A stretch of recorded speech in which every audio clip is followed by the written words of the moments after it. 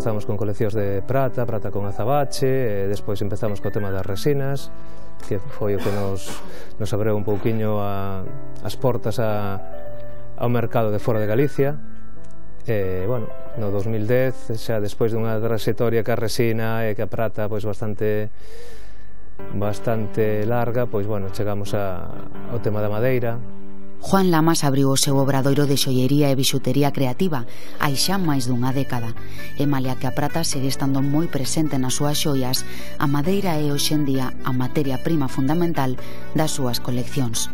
Temos coleccións que son pois como moi galegas, non? Con moita tradición, como é a colección tradicional, que está pois eso inspirada na xoiería do traxe galego, esta xoiería, bueno, pois que xa vende do século XVII, XVIII, XIX, destas pezas que se facían e que se siguen facendo en prata dourada, con azabache tamén. Bueno, pois as facemos en madeira pois pintadas, teñidas.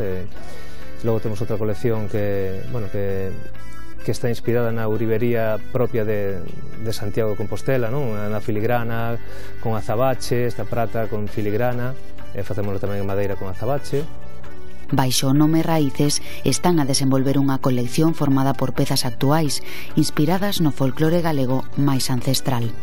Por ahora só temos uns cantos instrumentos musicais tradicionais, uns broches de pandereta, bombos, unha gaita, unha moneca co traxe tradicional, e o peliqueiro, que é a última incorporación e que está tendo moita aceptación.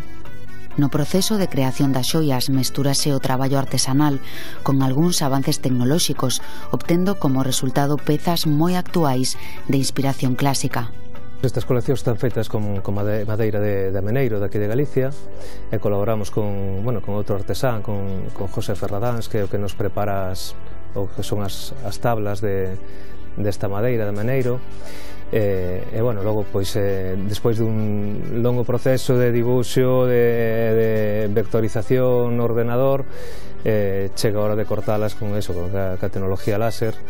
Cortamos as diferentes pezas, para logo, en algúns casos, pintalas, outras xa veñen a madeiras teñidas, e despois, hai que un proceso de ensamblaxe, pegado, e despois todo o que é a elaboración dos ganchos de prata, os aros dos anéis e todo o montaxe de todas das fornituras de prata.